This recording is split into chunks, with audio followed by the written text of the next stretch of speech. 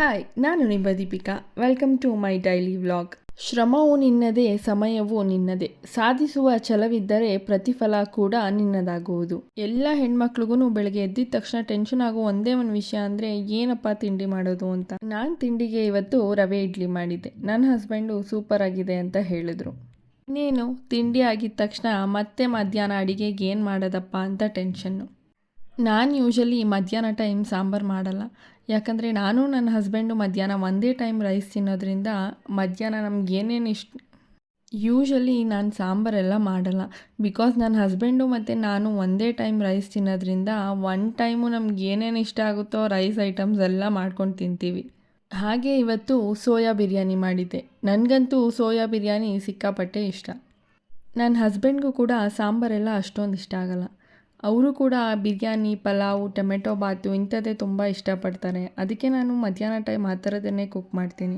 ಅವರಂತೂ ತುಂಬ ಇಷ್ಟಪಡ್ತಾರೆ ನಾನು ಈ ಥರದ್ದೆಲ್ಲ ಮಾಡಿಕೊಟ್ರೆ. Because we both love biryanis. ಅದು ವೆಜ್ ಆದರೂ ಆಗಿರ್ಬೋದು, ನಾನ್ ವೆಜ್ ಆದರೂ ಆಗಿರ್ಬೋದು.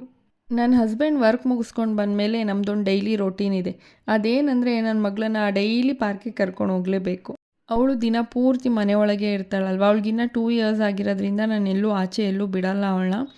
ಅದಕ್ಕೋಸ್ಕರ ನಾವೇ ಈವ್ನಿಂಗ್ ಟೈಮ್ ಡೈಲಿ ಪಾರ್ಕಿಗೆ ಕರ್ಕೊಂಡೋಗಿ ಅವಳಿಗೆ ಆಟ ಆಡಿಸ್ಕೊಂಡು ಬರ್ತೀವಿ. ನನ್ನ ಮಗಳು ಅಂತೂ ಬೆಳಗ್ಗೆಯಿಂದ ಕೇಳ್ತಾನೆ ಇರ್ತಾಳೆ, ಮಮ್ಮ ಪಾರ್ಕ್ ಹೋಗೋಣ, ಮಮ್ಮ ಪಾರ್ಕ್ ಹೋಗೋಣ ಅಂದ್ಕೊಂಡು.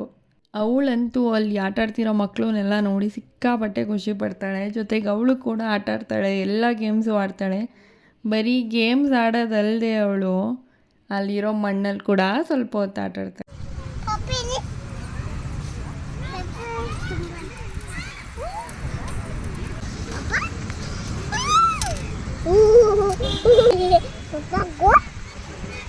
ಏನು ಪಪ್ಪ ಗೋ.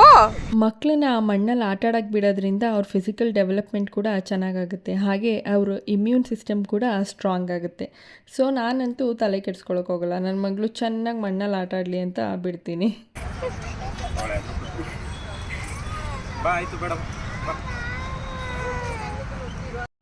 ನನ್ನ ಮಗಳಿಗಂತೂ ಪಾರ್ಕಿಂದ ಮನೆಗೆ ಬರೋಕ್ಕೆ ಇಷ್ಟ ಇಲ್ಲ. ನನ್ನ ಮಗಳೆಲ್ಲ ಆಲ್ಮೋಸ್ಟ್ ಎಲ್ಲ ಮಕ್ಕಳು ಹೀಗೆ ಅನಿಸುತ್ತೆ.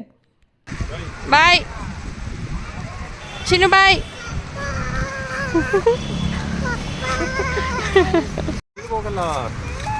ಹೋಗೋಣ ಬಾ, ಸಾಕು ಮನೆಗೆ. ಯಾಕೆ ಬೇಡ? ಮಳೆ ಬರುತ್ತೆ, ನಡಿ ಹೋಗೋಣ. ಮಳೆ ಬೇಡ ಅಂದರೆ ನೀನು ಬೇಡ ಅಂದರೆ ಬರಲ್ವಾ ಅದು? ನಡಿ ನಡಿ ಹೋಗೋಣ. ಇನ್ನೊಂದು ಪಾರ್ಕ್ ಕರ್ಕೊಂಡು ಹೋಗ್ತೀವಿ ಅಂತ ಸುಳ್ಳು ಹೇಳಿ ನನ್ನ ಮಗಳನ್ನ ಅಮ್ಮನಿಗೆ ಕರ್ಕೊಂಡು ಹೋದ್ವಿ. ಇದಾಗಿತ್ತು ಇವತ್ತಿನ ವ್ಲಾಗ್. ನಮ್ಮ ಇನ್ಸ್ಟಾಗ್ರಾಮ್ ಪೇಜ್ ದ ಮೈಸೂರು ಜೋಡಿನ ಫಾಲೋ ಮಾಡಿ. ಹಾಗೆ ನಮ್ಮ ಯೂಟ್ಯೂಬ್ ಚಾನೆಲ್ ದ ಮೈಸೂರು ಜೋಡಿನ ಸಬ್ಸ್ಕ್ರೈಬ್ ಮಾಡಿ.